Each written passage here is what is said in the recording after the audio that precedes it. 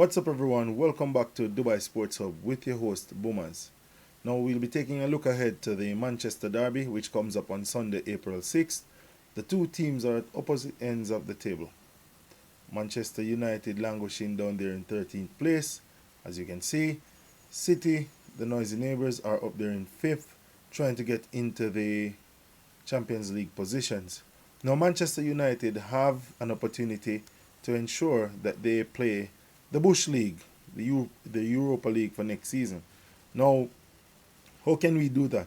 We can go ahead and win this Europa League that we are in and ensure that unless they get top four, they will be playing in the Europa League next season. How can we do that to ensure that they don't get top four either? By beating them at the Etihad, as we did at Old Trafford earlier this season. Now, looking at the table, it does not breathe much confidence. We have Crystal Palace, Brentford, and Bournemouth outperforming us, way ahead of us. To be frank, I don't think we're going to catch them either. So let's not dwell on that. Let us not dwell on that. City, however, are not in the best of form either. I think both of us forms are matching. We had 2 wins, 2 draws, 1 loss. City has 3 wins and 2 draw. Yeah, in their last 5 games. So they're up there on 51 points. We'd be very happy if we get 51 points for this season, which will obliterate us as far as our Premier League finish is concerned.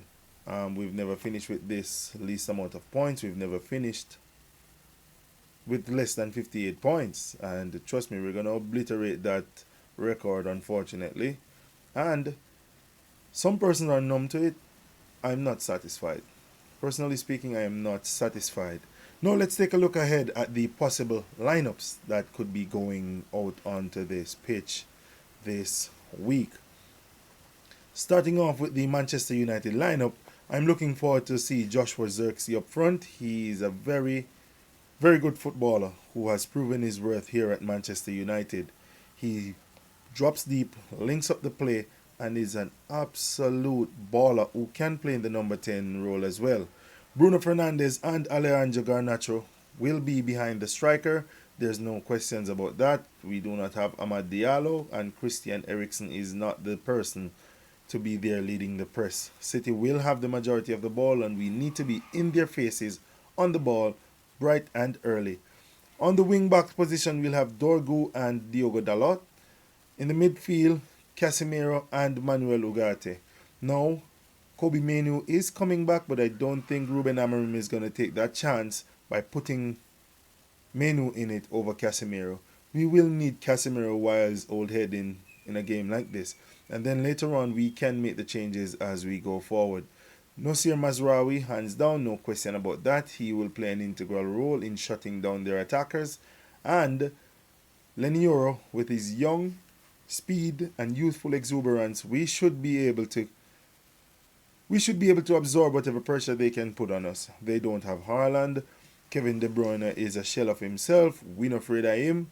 Matthias De Ligt will lead the back line, and he will marshal us in the absence of Harry Maguire. I don't think this is a game for Harry Maguire with the speed of Foden, Marmoush, and them other breezy guys that they have up front, Doku, etc.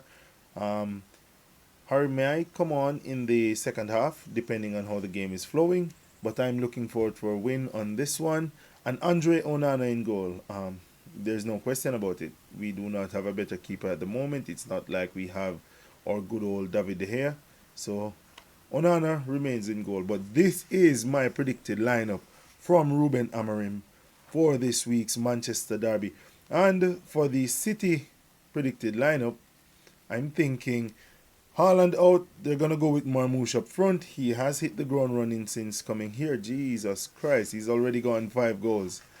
Jeremy Doku, Jack Grealish, hit or miss. He may or may not play, but he did play very well since week. Savinho or Phil Foden over there. Ilkay Gundogan in the midfield. And there's no Rodri, so they'll have to continue with their midfielders. O'Reilly has surprised everyone. He's come in and he's been good. It'll be very good if one of those teams, probably Chelsea, go grab him. Go grab him. Ruben Diaz and Vardial will close out the back line, and whatever they're doing with that kid Nunes at the back, I think Alejandro Garnacho should have a good day getting at him on that day. Edison, shaky as ever in the goal. We look forward to beating them. My prediction for this game, we do not keep clean sheets. City do not keep clean sheets. So there will be goals in this match.